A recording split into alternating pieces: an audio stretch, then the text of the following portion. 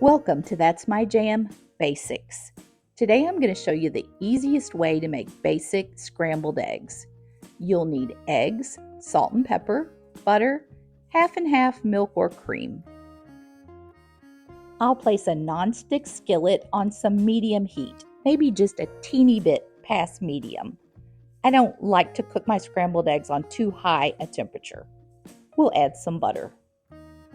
While that butter's melting, we'll add an egg to a cup. For some reason, I use a coffee cup.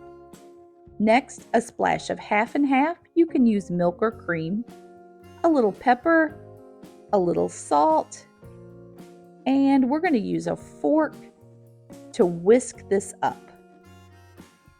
You want to get this egg beaten very, very well. I feel like this is one of the most important parts of the entire process. You want to get that egg really well beaten.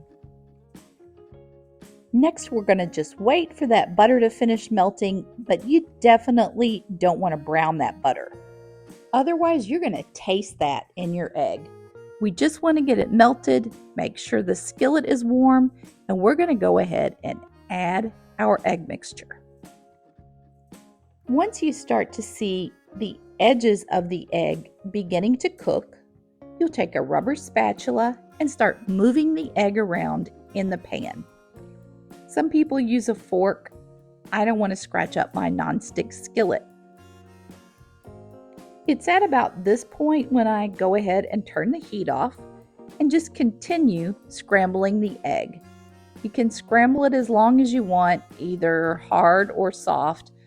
I like mine not too hard, so I'll just keep working it around until it's exactly the way I want it.